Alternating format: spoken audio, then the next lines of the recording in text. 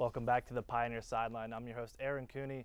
Episode 125 right here, Pioneer Sideline, longest running show on YouView, and sitting down here with Lindsay Oberacker of the volleyball team to sit down with us. Thank you very much for joining us, Lindsay. And first of all, just want to ask you, have a good time in Florida? Absolutely. How can you not? It seemed like you guys had a little more time to tan rather than play volleyball. You easily handled everybody.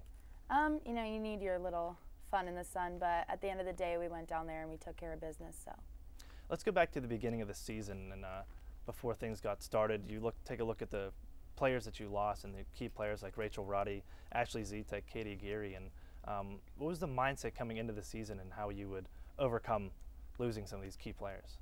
I think the biggest thing we focused on was team chemistry. You know, with 10 new girls coming in, it can be a little hectic and worried about how people are going to mesh together, and if 10 new people are going to be able to blend with the team chemistry that we had the year before. And we've had nothing but ease in that department. I mean, everybody, it really is a little family, and we've had no problems, and it's obvious on the court and it's obvious with our record. So I wanted to ask you, for yourself, talk about individual awards and one, I guess, notoriety, just being named a team captain. What does that mean to you personally? I mean, obviously it's an honor, but there's two other team captains, and we take it as a big responsibility that we make sure kind of the motherly figures of the team, just making sure everybody has their stuff together and making sure everybody's really ready to compete on and off the court. We have to keep everybody in check, which as a junior and an upperclassman, you kind of do that anyways. So not even being a captain would we do that, but all the upperclassmen kind of take care of the younger ones. Now, you corrected me on this before we came on, and I said 3-time, but now with this week being named Player of the Week, 4-time Player of the Week, what does that mean to you? Being, the recognition in the AMC.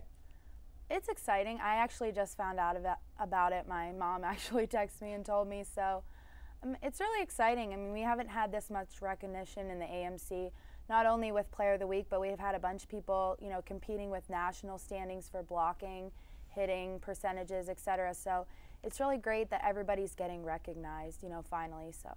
And for the team being recognized, also receiving, or in the category of teams receiving votes for the top 25 in volleyball. And after that huge win this weekend, and last week, and then the weekend you had, do you feel you guys can take that next step and maybe squeak into the top 25? Absolutely. I think after beating Walsh, that felt great, was great, and I think beating an undefeated team says a lot, and I think actions speak louder than words. So I don't think we necessarily need to be in the top 25 to be a threat, but I think after the way we've been playing, and especially this week, was kind of the cherry on top of it that just kind of may have set us right into that 25. And you've been around for 3 years as a junior and played Walsh a few times, and you were there for that in the title match there in the playoffs when Walsh beat you guys. They came back to win, but is that one of the better achievements, I think, in your career, to take out number one, or Walsh being undefeated in the team you have yet to beat ever as a program? I think it's really interesting that I've been here since. You'll never forget certain games. I'll never forget my freshman year, going down to Walsh in a hard fight. But we finally got him this year, and that's something I'll remember for the rest of my life being here. And it's just such a good feeling knowing that we've worked so hard and we honestly deserved it. So it was great that it finally came through. What are some differences between the team this year and last year? And just touch on those a little.